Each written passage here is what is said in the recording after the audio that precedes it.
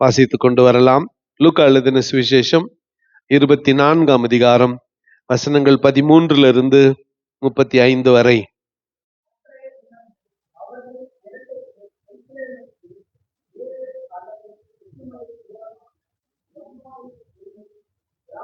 போனார்கள். போகையிலே இந்த வர்த்தமானங்கள் யாவையும் குறித்து அவர்கள் ஒருவரோடு ஒருவர் பேசிக்கொண்டார்கள். இப்படி அவர்கள் பேசி சம்பாஷித்துக் கொண்டிருக்கையில் இயேசு தாமே சேர்ந்து அவர்களுடனே கூட நடந்து போனார். ஆனாலும் அவரை அறியாதபடிக்கு அவர்களுடைய கண்கள் மறைக்கப்பட்டிருந்தது. அப்பொழுது அவர்கள் அவர்களை நோக்கி, நீங்கள் துக்கமுகமுள்ளவர்களாய் வழி நடந்து ஒருவருக்கு ஒருவர் சொல்லிக் கொள்ளுகிற காரியங்கள் என்னவென்று கேட்டார்.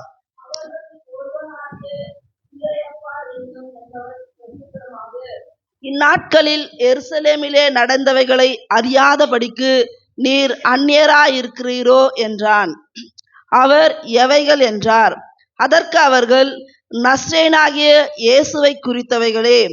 அவர் தேவனுக்கு முன்பாகவும் ஜனங்கள் எல்லாருக்கு முன்பாகவும் செய்கையிலும் வாக்கிலும் வல்லமையுள்ள தீர்க்கதரிசியாயிருந்தார். நம்முடைய பிரதான ஆசாரியரும் அதிகாரிகளும் அவரை மரண ஆக்கினைக்குட்படுத்தி சிலுவையில் அறைந்தார்கள். ஒரு 5 வசனம் படிங்க. அவரே இஸ்ரவேலை மீட்டு ரட்சிப்பவர் என்று நாங்கள் நம்பியிருந்தோம். இவைகள் சம்பவித்து இன்று 3 நாள் ஆகிறது. ஆனாலும் எங்கள் கூட்டத்தை சேர்ந்த சில ஸ்திரீகள் அதிகாலமே கல்லறின் இடத்திற்கு போய் அவருடைய சரீரத்தை காணாமல் திரும்பி வந்து அவர் உயிரோடு இருக்கிறார் என்று சொன்ன தேவ தூதரை தரிசித்தோம் என்று சொல்லி எங்களை பிரமிக்க பண்ணினார்கள்.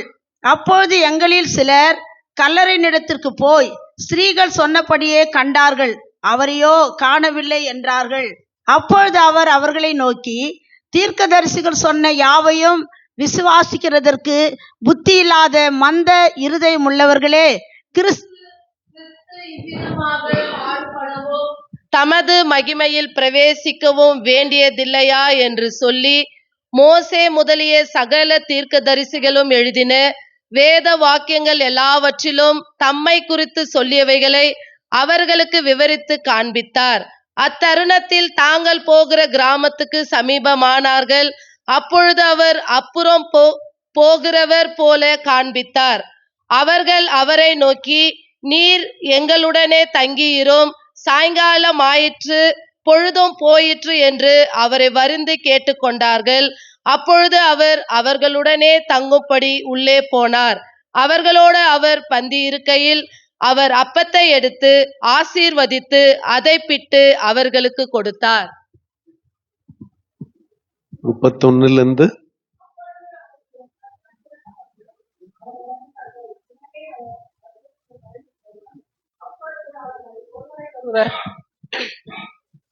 அப்பொழுது அவர்கள் ஒருவரை ஒருவர் நோக்கி, வழியிலே அவர் நம்முடனே பேசி வேத வாக்கியங்களை நமக்கு விளங்க காட்டின பொழுது நம்முடைய இருதயம் நமக்குள்ளே கொழுந்துவிட்டு எரியவில்லையா என்று சொல்லிக்கொண்டு அந்நேரமே எழுந்திருந்து எருசலேமுக்கு திரும்பி போய் 11 அவர்களோடு இருந்தவர்களுமாய் கூடியிருக்க கண்டு, கர்த்தர் மெய்யாகவே உயிர்த்தெழுந்து சீமோனுக்கு தரிசனமானார் என்று அவர்கள் சொல்ல கேட்டு, வழியில் நடந்தவைகளையும் அவர் அப்பத்தை பிட்கையில் தாங்கள் அவரை அறிந்து கொண்டதையும் விவரித்து சொன்னார்கள். ஆமென். 29ஆம் வசனத்தை ஒருவர் வாசிக்கலாம். அவர்கள் அவரை நோக்கி, நீர் எங்களுடனே தங்கியிரும், சாயங்காலம் ஆயிற்று, பொழுதும் போயிற்று என்று அவரை வருந்தி கேட்டுக்கொண்டார்கள். அப்பொழுது அவர் அவர்களுடனே தங்கும்படி உள்ளே போனார். ஆமென். கன்னட பைபிள் என்ன சொல்லுது?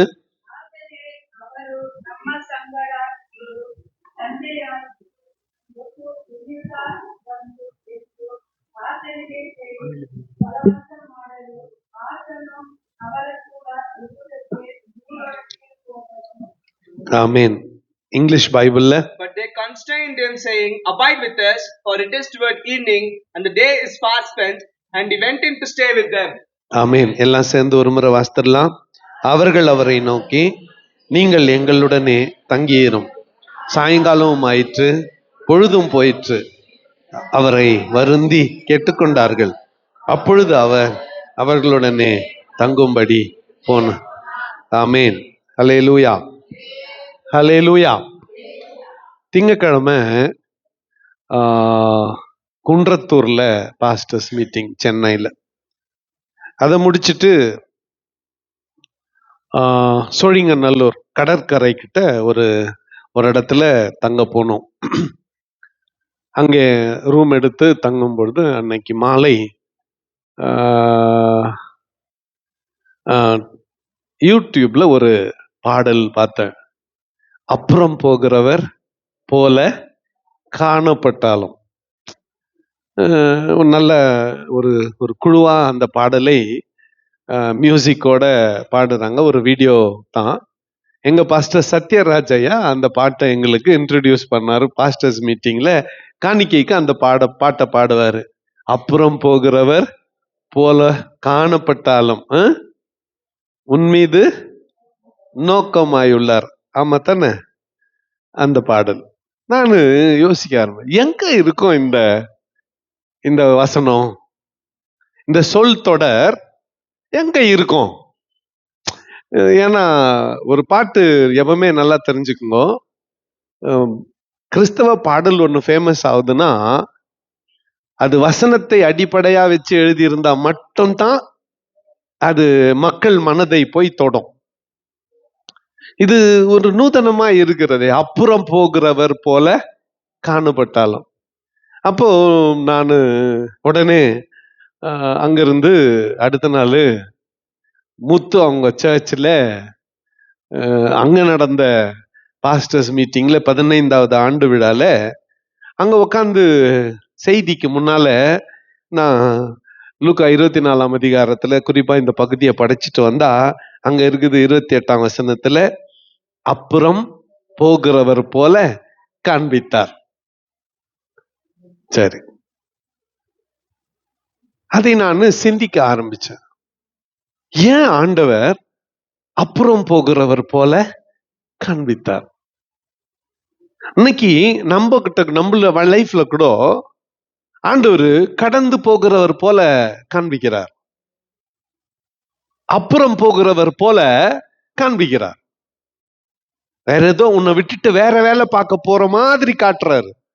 அதுக்கு உன்னுடைய ரெஸ்பான்ஸ், நீ எப்படி பதில் அளிக்கிறாய்? போட்டோன்னு விட்டுறியா, இல்ல ஆண்டவரே நீ என் கூட இருக்கணும்னு கூப்பிடுறியா? இதுதான் இங்க இருக்கக்கூடிய அடிப்படை செய்தி. ஆனா அவருடைய நோக்கம் உன்னை விட்டுட்டு இவங்களை விட்டுட்டு போகணும் என்பது இல்லை. மாறாக வருந்தி அவரை அழைக்கிறாயா இல்லையா என்பதுதான் இங்கே இருக்கிற செய்தி. சரி, நாம இயேசுநாதர் உயிர் தெழுந்து இப்பதான் 2 ஞாயிற்றுக்கிழமை ஆச்சு இல்லையா? இப்பதான் உயிர் தெழுந்த ரிசரக்ஷன் டே கொண்டாடணும். அதுல இது இன்னொரு முக்கியமான உயிர்த்தெழுந்த சாட்சி, உயிர்த்தெழுந்த செய்தி. அன்று மாலை இயேசுநாதர் உயிர்த்தெழுந்த அன்று மாலை கிளியோப்பா என்கின்ற சீஷனும் இன்னொரு சீஷனுமாக 2 பேர் எருசலேமில் இருந்து 7 அல்லது 8 மைல் தொலைவில் இருக்கக்கூடிய எம்மாவு என்கின்ற கிராமத்துக்கு போகிறார்கள். நல்லா ஞாபகம் வச்சுக்க, பங்கார்பேட் தூரம், கேஜிஎஃப்ல இருந்து பங்கார்பேட் தூரம் 8 மைல்னாக்கா அவ்வளவு தூரம். இவங்க 2 சீஷர்கள். இந்த 2 சீஷர்கள் யாருன்னா, இந்த 12 பேர்ல 2 பேர் இல்லை, இவங்க 2 பேரா 72 பேரை இயேசுநாதர் அனுப்புனார். ஞாபகம் இருக்குதா? 2 பேரா? அந்த 72 பேர்ல இவங்க 2 பேரு எம்மாவுல சாட்சியாய் வாழ்ந்து கொண்டிருக்கிற சீஷர்கள். இவங்க எருசலேமுக்கு வந்திருக்கிறாங்க. இயேசு உயிர்த்தெழுந்தார் என்கின்ற செய்தியை கேள்விப்பட்டார்கள். அன்றைய தினமே அவர்கள் 2 பேரும் எருசலேமில் இருந்து எம்மாவுக்கு போகிறார்கள். போகும் பொழுது அவங்க இயேசுநாதர் மரணத்தை குறித்த இந்த வர்த்தமானங்கள் யாவையும் குறித்து அவர்கள் ஒருவரோடொருவர் பேசிக்கொண்டார்கள். ரொம்ப கேர்ஃபுல்லா இருங்கோ. 2 பேர் பேசுறப்போ யார் கேட்கலனாலும் மூணாவதா ஒருத்தர் கண்டிப்பா கேட்டுங்கிறார். மூணாவதா ஒருத்தர் கண்டிப்பா கேட்டுங்கிறார். இப்படி அவர்கள் பேசி சம்பாஷித்து கொண்டிருக்கையில் இயேசு தாமே சேர்ந்து அவர்களுடனே கூட நடந்து போனார். மூணாவது ஆளா அப்படியே அந்த ஜேர்னில சேர்ந்துகிட்டார். மூணாவது ஆளா அவரு சேர்ந்து கொண்டு நடந்து போனார். ஆனால் அவர்கள் 2 பேருக்கு இவர் இயேசு என்று அவர்கள் அறியவில்லை. அவரை அறியாதபடிக்கு அவருடைய கண்கள் மறைக்கப்பட்டிருந்தது.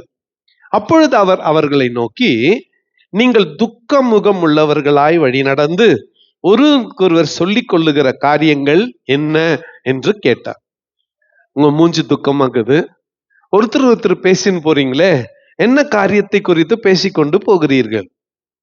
அப்ப அவர்களில் ஒருவனாகிய இந்த கிளியோப்பா என்கின்ற இந்த சீஷன் இந்த நாட்களில் எருசலேமில் நடந்தவைகளை அறியாதபடிக்கு நீர் அந்நியராய் இருக்கிறீரோ என்றான். எருசலேமில் நடந்தது உமக்கு தெரியாதா? நீர் அந்நியரா, வழிபோக்கரா? இயேசுநாதர் அதோட விடல. எவைகளை என்று கேட்டார். நசரேயனாகிய இயேசுவை குறித்தவைகளே. அவர் தேவனுக்கு முன்பாகவும் ஜனங்கள் எல்லாருக்கும் முன்பாகவும் செய்கையிலும் வாக்கிலும் வல்லமையுள்ள தீர்க்கதரிசியாய் இருந்தார். நசரேயனாகிய இயேசு செய்கையிலும் வாக்கிலும் வல்லமையுள்ள தீர்க்கதரிசியாய் இருந்தார். நம்முடைய பிரதான ஆசாரியரும் அதிகாரிகளும் அவரை மரண ஆக்கினைக்குட்படுத்தி சிலுவையில் அறைந்தார்கள். அவரே இஸ்ரவேலை மீட்டு ரட்சிப்பவர் என்று நாங்கள் நம்பியிருந்தோம். இவைகள் சம்பவித்து இன்று 3 நாள் ஆகிறது என்று சொன்னார். இயேசுநாதர் ஒரு பெரிய தீர்க்கதரிசி, வாக்கிலும் வல்லமையிலும் நிறைந்தவராய் இருந்தார். அவரை நம்முடைய பிரதான ஆசாரியரும் அதிகாரிகளும் சிலுவையில் அறைந்தார்கள். நாங்களோ அவரை மேசியா என்று நம்பியிருந்தோம். இஸ்ரவேலை மீட்டு ரட்சிப்பவர் என்று நாங்கள் நம்பியிருந்தோம் என்று சொன்னார்கள். அதைத் தொடர்ந்து எங்க கூட்டத்தை சேர்ந்த சில ஸ்திரீகள் காலையிலே கல்லறையினிடத்திலே போன பொழுது அவரை காணாமல் அவர் உயிரோடு இருக்கிறார் என்று சொன்ன தேவதூதரை தரிசித்து எங்களை பிரமிக்க பண்ணினார்கள். அப்பொழுது எங்களில் சிலர் கல்லறையினிடத்திலே போய் ஸ்திரீகள் சொன்னபடியே கண்டார்கள், அவரையோ காணவில்லை என்றார்கள். அப்போ இவன் கிளியோப்பா அன்னைக்கு காலையில எங்க இருந்து இருக்கிறான்? எருசலேம்ல. ஒரு ஸ்திரீகள் போயிட்டு அவரை காண போனாங்க. அவர் கல்லறை திறந்திருந்தது, அவரை காணவில்லை. திரும்பி அதை கேள்விப்பட்ட சகோதரர் போய் பார்த்தார்கள், அப்படியே கல்லறை திறந்திருந்தது, அவரை காணவில்லை. இப்ப இயேசுநாதர் தம்முடைய பிறப்பின் நோக்கத்தை இந்த 2 பேருக்கு விவரிக்கிறார். தான் இந்த உலகத்திற்கு ஏன் வந்தார் என்பதை விவரிக்கிறார். எப்படி பாருங்க. அப்பொழுது அவர் அவர்களை நோக்கி, தீர்க்கதரிசிகள் சொன்ன யாவையும் விசுவாசிக்கிறதற்கு புத்தி இல்லாத மந்த இருதயம் உள்ளவர்களே. கொஞ்சம் யோசித்து பாருங்களேன்.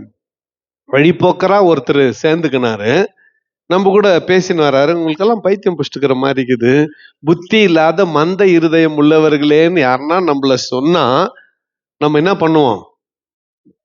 சும்மா இருப்போம்? என்னையா சொல்ற எத்துக்கும் ஸ்டோக் எத்துக்கும். ஆனா இயேசு கிறிஸ்து இவ்விதமாய் பாடுபடவும் தமது மகிமையில் பிரவேசிக்கும் வேண்டியதில்லையா என்று சொல்லி மோசேஸ் முதலிய சகல தீர்க்கதரிசிலும் எழுதின வேத வாக்கியங்கள் எல்லாவற்றிலும் தம்மை குறித்து சொல்லியவைகளை அவர்களுக்கு விவரித்து காண்பித்தார். அப்போ இயேசுநாதர் மேசியா என்று உலகத்திற்கு தீர்க்கதரிசிகள் மூலமாய் முன்னறிவிக்கப்பட்டதை அவர்களுக்கு நினைப்பூட்டினார். மோசே சொன்னதை நினைப்பூட்டினார், மற்ற தீர்க்கதரிசிகள் சொன்னதை நினைப்பூட்டினார். இப்படி பேசிக்கொண்டே இருக்கிறார்கள். அவர்கள் கிராமம் வந்துவிட்டது, அவங்க போக வேண்டிய இடம் வந்துவிட்டது. இப்போ மெயினா முக்கியமான இப்ப சர்ச்சுக்கெல்லாம் வந்துட்டோம். இன்னைக்கு திருவிருந்து கூட சித்தனா முக்கியமானது எப்பனா திரும்பி வீட்டுக்கு போறோம். திரும்பி போறப்போ கூட யாரை கூட்டின்னு போனோம் சொல்லுங்க? ஏசுநாதரை கூட்டின்னு போனோம். இந்த செய்தியினுடைய சாராம்சமே அதுதான். ஆண்டுடைய சமூகத்துக்கு வந்துட்டோம். திரும்பி போகும் பொழுது அவரை உடன் அழைத்து கொண்டு போக வேண்டும். 4 பேரா வந்தீங்க, 5 பேரா போயின்னுக்கிறீங்க. 2 பேரா வந்தீங்க, 3 பேரா போயின்னுக்கிறீங்க. ஒண்டியா வந்தீங்க, 2 பேரா போயின்னுக்கிறீங்க. அவர் உங்களோடு வருகிறார், நம்மோடு வருகிறார். அவர் இப்போ நம்ம வீடு வந்துருச்சு. அவர் ஏசுநாதர் கண்டிப்பா எல்லா வீட்டுக்குள்ளும் வரவர் தான். ஆனா வீட்டுக்குள்ள வந்தா அவர் தான் அப்பா சீட்டை ஆக்குப்பை பண்ண விரும்புறாரு. யார் சீட்டை? குடும்ப தலைவர் சீட்டை அவர் தான் ஆக்குப்பை பண்ண விரும்புறார். உண்மையாவே இந்த வருஷம் பஸ்கா என்னுடைய நிறைவேறாத ஆசையா போயிடுச்சு. இந்த வருஷம் பஸ்கா என்ன ஆயிடுச்சு? என்னுடைய நான் பிளான் பண்ணதே வேற. மழை என்ன பண்ணுச்சு? எல்லாத்தையும் கெடுத்து போட்டுருச்சு. எல்லாரையும் குடும்பமா உட்கார வச்சு, குடும்ப தலைவரை மேஜையில முக்கியமான ஸ்தானத்துல உட்கார வச்சு, எப்படி ஒரு குடும்ப பஸ்கா நடக்கும் அப்படின்னு சொல்லி நடத்தி காட்டணும்ட்டு தான் இனிஷியலா பிளான் பண்ணி எல்லா அரேஞ்ச்மெண்ட்டும் பண்ணோம். மழை கெடுத்துருச்சு. ஒரு நாள் வரும், அன்னைக்கு மழை தடை இல்லாம செய்வோம். ஆனா ஒரு குடும்பத்துல அப்பா பஸ்காவை முன்னால நின்று நடத்துறாருன்னா, அல்லது சாப்பாடு எல்லாம் உக்காந்தோம். அவங்க எப்படி உட்காந்து சாப்பிடுவாங்க? ஒரு மேஜை இருக்கிறது, அதுல முக்கியமான சீட்ல அப்பா உட்காந்து இருப்பாரு. இப்படி சுத்தி எல்லாம் உட்காந்து இருப்பாங்க. மேஜை தட்டெல்லாம் வச்சுட்டு இருக்கோம். சாப்பாடெல்லாம் பரிமாறப்படும். என்ன பண்ணிக்குவாங்க? கை கோத்துக்குவாங்க. சில குடும்பத்துல எழுந்து நின்று, சில குடும்பத்துல உட்காந்துன்னு மேஜையில. நிறைய நேரத்துல நம்ம குடும்பத்துல இது இல்லை, நம்ம வழக்கத்துல இது இல்லை. ஆனா வெள்ளிக்கிழமை ராத்திரி யூதர்கள் எங்கன்னா கூட்டவங்க, வெள்ளிக்கிழமை இரவு என்ன சாபத் டின்னர் அப்படின்னு சொல்லி, வெள்ளிக்கிழமை இரவு வேலைக்கு போனவங்க எல்லாம் 3 மணிக்கெல்லாம் கிளம்பி வந்துருவாங்க வீட்டுக்கு. வீட்டுல சாப்பாடெல்லாம் ஒழுங்கு பண்ணிட்டு, குடும்பமா உட்காந்து ஜெபம் பண்ணிட்டு, டிவி ஆஃப் பண்ணிட்டு, போன் ஆஃப் பண்ணிட்டு, எல்லாத்தையும் ஆஃப் பண்ணிட்டு, அப்போ அந்த குடும்ப தலைவரா அப்பா இருந்து சாப்பாட்டை பிளஸ் பண்ணுவாரு. ஒவ்வொரு பிள்ளைங்களும் என்ன பண்ணுவாரு? பிளஸ் பண்ணுவாரு. இப்ப இந்த வீட்டுக்கு, அந்த கிராமத்துக்கிட்ட போயிட்டாங்க. இயேசுநாதர் அப்புறம் போகிறவர் போல அவர்களுக்கு காண்பித்தார், கடந்து போகிறவர் போல காண்பித்தார். இவங்க என்ன பண்றாங்க அப்படின்னு, அவர்களோ அவரை நோக்கி, நீர் எங்களுடனே தங்கியிரும், சாயங்காலம் ஆயிற்று, பொழுதும் போயிற்று என்று அவரை வருந்தி கேட்டுக்கொண்டார்கள்.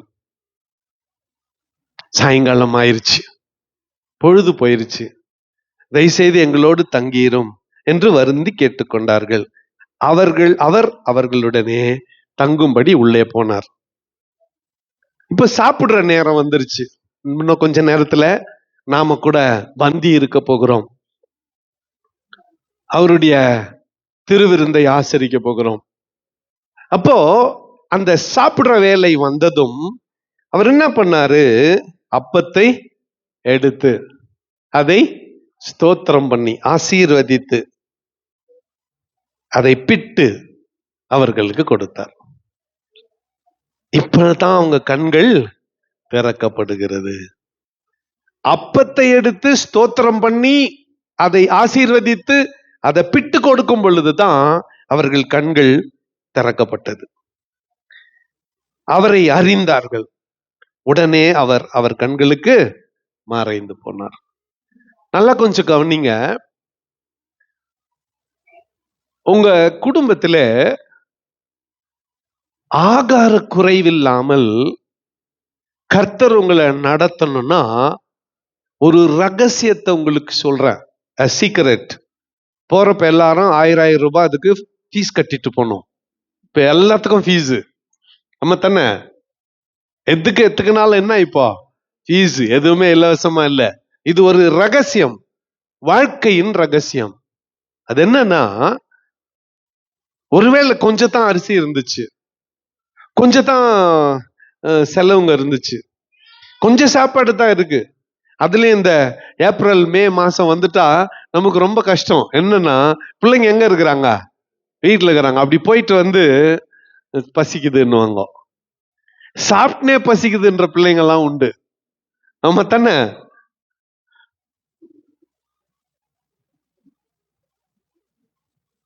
அந்த சூழ்நிலையில கண்ணுக்கு தெரியாத ஒரு விருந்தினராய் ஒருத்தரை நீங்க கூப்பிட்டுட்டீங்கன்னா சாப்பாட்டுக்கு குறைவே இருக்காது. சாப்பாட்டுக்கு குறைவே இருக்காது. ஆகார குறைவே இருக்காது. இது ப்ராமிஸ். நான் சொல்றது ப்ராமிஸ்.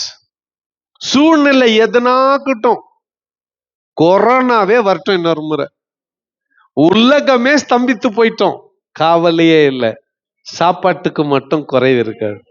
அவரை நீ அழைக்க வேண்டும். அந்த பந்தியிலே அவர் இருக்க வேண்டும். குடும்ப தலைவிகள், குறிப்பா குடும்ப தலைவிகள், அரிசி அளக்குறீங்க சமைக்கிறதுக்கு, 1 கிளாஸ் போட்டா போதும், 2 கிளாஸ் போட்டா போதும். அழைக்கிறப்பவே ஆண்டவரே உமக்கும் சேர்த்து தான் செஞ்சுன்னுக்கிறேன். அங்கவே ஜபம் ஆரம்பமாகணும். ஜபம் நம்மளுக்கு என்ன தரம் ஆயிடுச்சு? ஞாயிற்றுக்கிழமை காலையில கோயிலுக்கு வந்த பிறகுதான் அன்புள்ள ஆண்டவரே சோத்திரம் ஆயிடுச்சு. நிறைய பேர் வாய் திறக்காதவங்க, உங்க குரல் எப்படி கேக்குது நிறைய பேர் தெரியாது எனக்கு. ஆனா நீங்க என்ன பண்ணதே இல்லை, ஜபம் பண்ண தெரியுமா? ஒரு நாளைக்கு ஒரு போட்டி வைக்கலான்னுக்கிறேன். என்னன்னா, ஜபம் ஒருத்தரையும் பண்ண வச்சு ரெக்கார்ட் பண்ண வச்சு உங்களுக்கு ஏத்த போட்டு காட்டணும். அப்ப எப்போ ஒரு முறை ஜபம் பண்றவங்க யாருன்னு கண்டுபிடிச்சிடலாம். ஏன்னா உங்க வாயில என்ன வராது? ஜபமே வராது. பிரேயர் எங்க ஆரம்பமாவது தெரியுமா பிள்ளைங்களே? ஆண்டவரை எங்க கூப்பிடணும் தெரியுமா? அடுப்பை பத்த வைக்கிறதுக்கு முன்னாலேயே, ஸ்டவ்வை பத்த வைக்கிறதுக்கு முன்னாலேயே. நாங்க அடுப்பு பத்த வச்சு ரொம்ப நாள் ஆச்சுன்னுவீங்க. அதனால தான் உங்களுக்கு ஸ்டவ்வை பத்த வைக்கிறதுக்கு முன்னாலேயே ஆண்டவரை கூப்பிட்டுருங்க. அரிசி அளக்குறப்ப ஆண்டவரை கூப்பிட்டுருங்க. சப்பாத்தி சுட மாவை பிசைகிறப்ப ஆண்டவரை கூப்பிட்டுருங்க. ஆண்டவர் உமக்கும் சேர்த்து தான் செய்யறேன். கொஞ்சம் தாங்குது. எதிர்பாராத யார் சாப்பாட்டுக்கு வருவாங்களோ தெரியாது. குறைவில்லாமல் எங்களை நடத்துங்க. அவர் வந்துட்டார்னா உன் பாத்திரத்துல குறைவு இருக்காது, எதுலுமே குறைவு இருக்காது. ஆகார குறைவில்லாமல், வஸ்திர குறைவில்லாமல் அவர் நடத்துவார். சரி, இங்க வந்தாரு, அவர் வருந்தி கேட்டுக்கிட்டாங்க. அவரும் வந்தாரு, சாப்பாடை முன்னால வச்சாங்க, அப்பத்தை எடுத்தாரு, ஸ்தோத்திரம் பண்ணாரு, ஆசீர்வதித்தாரு, பிட்டு கொடுத்தார். அவர்கள் கண்கள் திறக்கப்பட்டது. இத்தையத்தான் திருவிருந்திலையும் பண்ணாரு. பஸ்கா ஆசரிக்கும் பொழுது மேல் வீட்டு அறையிலையும் தான் பண்ணாரு. அப்பத்தை எடுத்து ஸ்தோத்திரம் பண்ணி அதை பிட்டு சீஷர்கள் கையிலே கொடுத்து, என்ன நீங்கள் வாங்கி புசியுங்கள், 5 அப்பம் 2 மீன் 5000 பேர் குத்தப்ப கூட தான் பண்ணாரு. அவங்க அங்க கிட்ட இருந்ததெல்லாம் 5000 பேர் இருக்கிறாங்க. 5 அப்பம் 2 மீன் வாங்கினார். அத்தை ஒரு ஓரத்துல உட்காந்து எல்லாம் கண்ணை மூடுங்கன்னு சொல்லிட்டு சாப்பிட்டு டேஸ்ட் பண்ணி பார்க்கல. ஏன்னா அவர் தான் காலில இருந்து சாயந்தரம் வரலும் பேசினுக்கிறாரு. அவருக்கு தான் தொண்டை காஞ்சி போயிட்டு இருக்கும். அவர் தான் பசியா இருக்கிறாருன்னு உட்காந்து சாப்பிடல.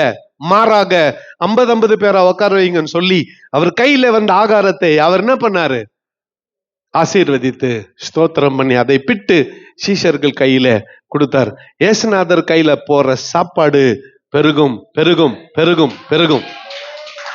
அவர் கையில போற அரிசி மூட்டை பெருகும், அவர் கையில போற பருப்பு டப்பா பெருகும், எண்ணெய் குறையாது. குறைவில்லாமல் கர்த்தர் நம்மை நடத்துவார். ஹல்லேலூயா. ஒரு அல்லேலூயா சொல்லுங்க. ரொம்ப நாளைக்கு பிறகு நேத்து ஒரு வார்த்தை என் மனைவி சொன்னதை கேட்டேன், வீட்டுல அரிசி இல்லைன்னு. ரொம்ப நாளைக்கு பிறகு.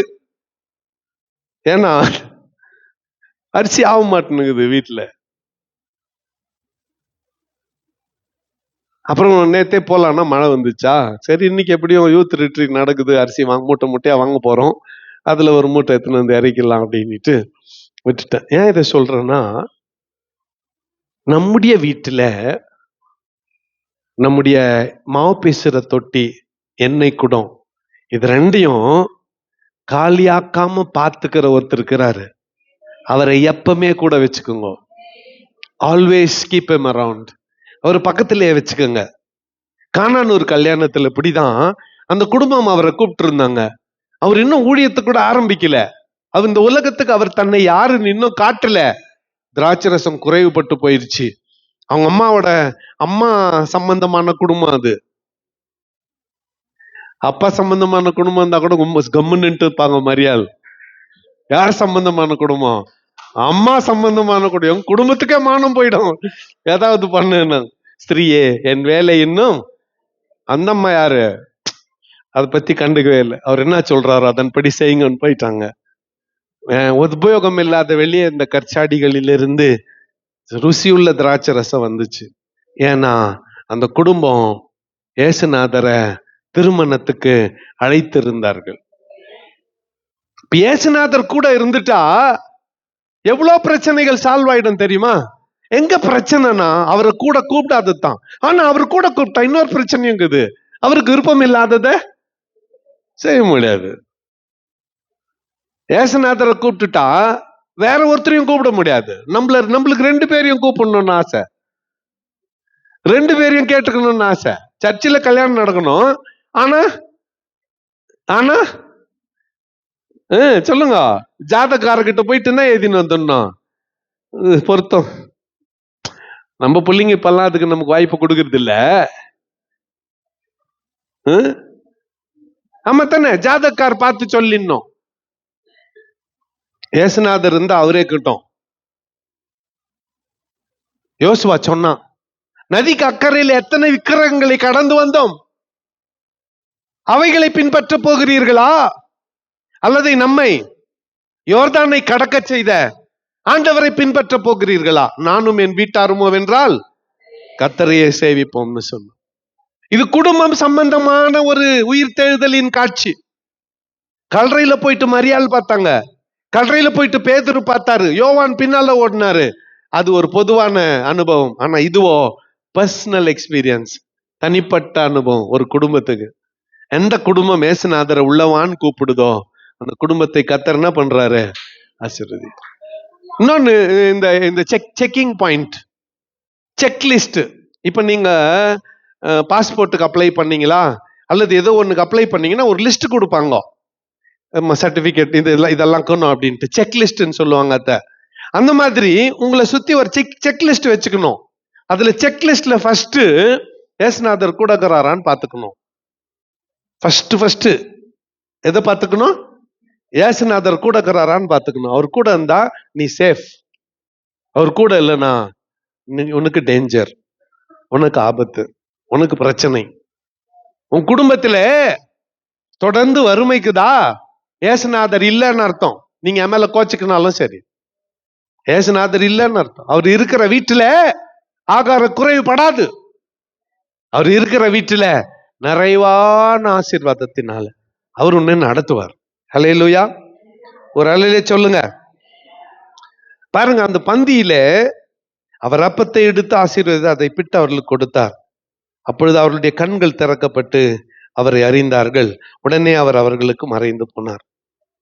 இப்போ சாயந்தரம் ஆயிடுச்சு, இருட்டாயிடுச்சு. இந்த 2 பேருக்கு 8 மைல் தூரத்துல, பங்கார்பேட் தூரத்துல இருக்கிறாங்க.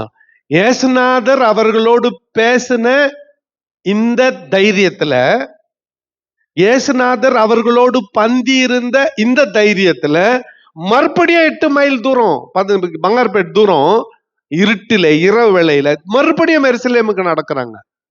அப்பக்கு 10-11 மணிக்கு போய் சேர்ந்திருப்பாங்க. பேதுருவும் மற்ற சீஷர்களும் 11 பேரும் அறையில இருக்கிறாங்க. இவங்க நேரம் அவங்க இருக்கிற இடத்துக்கு போறாங்கன்னா, பேதுருக்கு இவர்கள் பழக்கமானவர்கள், அப்போஸ்தலருக்கு இவர்கள் பழக்கமானவர்கள். உள்ள போனதும் அவங்க சொல்றாங்க, பேதுரு நான் ஆண்டவரை கண்டேன்னு சொல்றான். இவர்களோ நாங்க அப்பத்தை பிட்டோம், அவர் எங்கள் கண்களுக்கு மறைந்து போனார் என்று சொன்னார்கள். ஒருமித்து தேவனை துதித்தார்கள். ஹல்லேலூயா, ஒரு ஹல்லேலூயா சொல்லுங்க. இங்க என்னுடைய செய்தியினுடைய சாராம்சம், அப்புறம் போகிறவர் போல காண்பித்தார். இன்டென்ஷனலி இயேசுநாதர் உன்னை விட்டு விலகி போற மாதிரி காண்பிக்கிறார். நீ என்ன பண்ற அப்படின்னு பாக்குறார். உன்னை விட்டு விலகி போறது அவருடைய நோக்கம் இல்ல. நீ அவரை வருந்தி கூப்பிட வேண்டும் என்று அவர் எதிர்பார்க்கிறார். He is expecting your invitation. உன் அழைப்பை அவர் எதிர்பார்த்து கொண்டிருக்கிறார். உன் அழைப்பை அவர் எதிர்பார்த்து கொண்டிருக்கிறார். நீ வருந்தி அவரை அழைத்தால் அவர் வந்து உன்னை சுகமாக்குவார். அவர் வந்து உன் காயத்தை கட்டுவார். அவர் வந்து உன் கண்ணீரை துடைப்பார். அவர் வந்து உன் தேவைகளை சந்திப்பார். குறைவான பாத்திரங்கள் எல்லாம் எண்ணெயால், மாவால, அரிசியால, சரக்குகளால, சரக்குன்னு பல சரக்குகளால, சரக்குன்னு ஐயா அந்த சரக்குன்னு நினைச்சிடாதீங்க. நான் சொல்றது மிளகு, சீரகம், கடுகு, உப்பு, மிளகா, என்னென்ன வீட்டுக்கு தேவையோ எல்லா பாத்திரமும் நிறைந்தே இருக்கும். Invite him. உங்க வீட்டுக்கு அவரை கூப்பிடுங்க. இன்னைக்கு என்னையா செய்தி? ஏசுநாதரை கூப்பிட சொன்னார் எங்க பாஸ்டர். அவர் வந்தா எல்லாம் பார்த்துக்கு வரான். இத போதும், மற்ற விவரங்கள்லாம் ஒண்ணுமே தெரியலன்னா கூட, பாதி தூக்கத்துல இருந்து இப்பதான் முழிச்சிருந்தா கூட கவலை இல்லை. ஏசுநாதரை உங்க வீட்டுக்கு அழைத்து கொண்டு போங்க, அவர் எல்லாத்தையும் பார்த்துக்குவார். அவர் உங்க வீட்டுல இல்லைன்னா தான் வறுமை, அவர் உங்க வீட்டுல இல்லைன்னா தான் வியாதி, அவர் உங்க வீட்டுல இல்லா தான் பிரச்சனை. அவர் வந்துட்டார்னா எப்பேற்பட்ட சூழ்நிலையில இருந்தும் உனக்கு சுகத்தை கொடுத்து உன்னை உயிர்ப்பித்து மீண்டுமாய் வாழ வைப்பார். எப்பேற்பட்ட சூழ்நிலையா இருந்தாலும் உன் தேவைகளை சந்திப்பார், உனக்கு ஆதரவாய் இருப்பார். அவரை கூப்பிடலாமா? இப்ப கூப்பிடலாமா? கண்களை மூடி கர்த்தரை நோக்கி பார்ப்போம். அப்புறம் போகிறவர் போல காணப்பட்டால். இந்த பாட்டு தெரியுமாப்பா உங்களுக்கு? பாடுங்க. கைகளை உயர்த்தி வாய் திறந்து கொஞ்ச நேரம் கர்த்தரை ஸ்தோத்திரம் பண்ண